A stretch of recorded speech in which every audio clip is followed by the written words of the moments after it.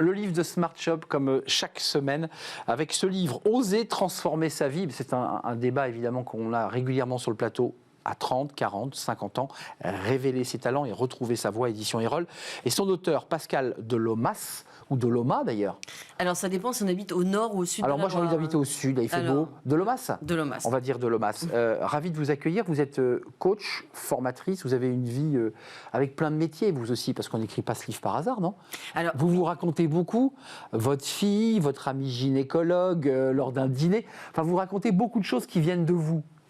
Oui, alors c'est effectivement, c'est un peu mon parcours de vie qui a inspiré ce livre, puis aussi les gens que j'ai rencontrés et qui se posaient ce type de questions. Donc, comme je me les suis posées, j'ai cherché des réponses. Il y a beaucoup de choses très riches parce qu'il y a à la fois vos expériences, ce professeur d'anglais qui muselle votre fille qui se trouve nulle en anglais. Faites un pas de côté éducatif et elle va apprendre à faire de la cuisine et va devenir la meilleure quelques années plus tard et retrouvera ce prof au lycée. Oui. Qu'est-ce que vous vouliez nous dire par là? Alors, dire que malheureusement, souvent, certaines rencontres ou certaines situations créent des prédictions négatives dans lesquelles s'enferment les individus. Et malheureusement, je crois que c'est en grande partie le cas de notre système scolaire, qui, de ce point de vue, n'est vraiment pas vertueux par rapport à d'autres. Mais on retrouve la même chose en entreprise, où la prédiction négative bloque des carrières et parfois même crée des burn-out. Il y a un chapitre qui s'appelle « Les vertus de l'échec », on vient d'en parler, l'idée de ces chefs d'entreprise qui chutent mais qui rebondissent. Livre de Charles Pépin, les vertus de l'échec. Ça, ce sont des éléments dans ce livre et dans vos accompagnements qui sont importants. Vous dites à l'autre, un échec, c'est pas la fin de ta vie, c'est juste une étape de ta vie. Oui. Et même parfois, c'est très apprenant.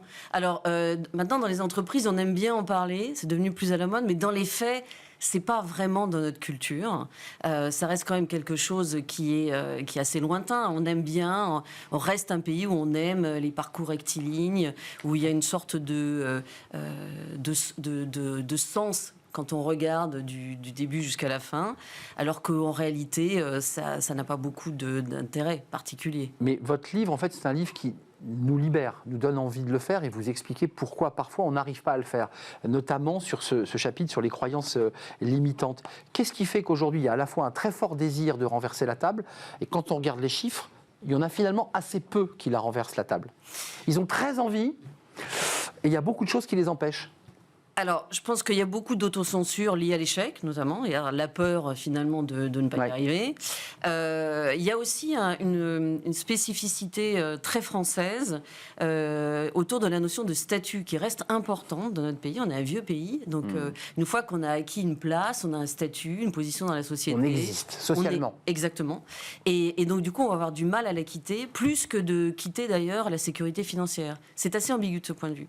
Les Nord-Américains, ils gagnent de l'argent. Le statut est beaucoup moins important pour eux. Donc du coup, le rebondir est moins compliqué.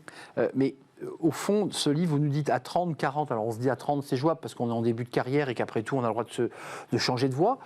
À 40, c'est un peu le démon de midi, on se dit voilà, je change de vie, je fais autre chose. Et à 50, là, c'est quoi parce que ça fait écho évidemment au débat sur les retraites, à l'idée qu'on aura plein de métiers, qu'il faut savoir bouger. 50, c'est quoi? C'est quel profil de personnes là, qui bougent? Alors, souvent à 50 ans, ce sont des gens qui étaient assez investis dans un parcours professionnel. Et puis, l'entreprise ou le secteur dans lequel ils se sont investis pendant un certain nombre d'années a changé profondément. Les objectifs même de leur secteur d'activité ont complètement été modifiés. Ils ne s'y retrouvent plus. Oui. Et ils se disent aujourd'hui, en fait, j'ai plus envie de jouer ce jeu.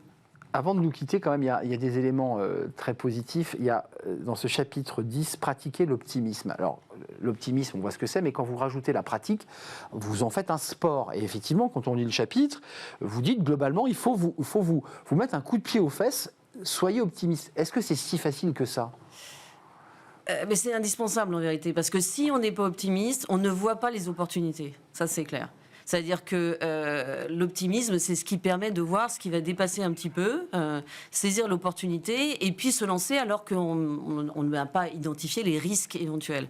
Si on est pessimiste, on trouvera toujours d'excellentes raisons de ne rien faire. Il y a quand même un élément, et je le gardais pour la fin parce qu'on traite beaucoup de ce sujet dans notre émission, c'est la tentation de l'ailleurs. Il y a l'idée de renverser la table, c'est-à-dire quitter son secteur pour...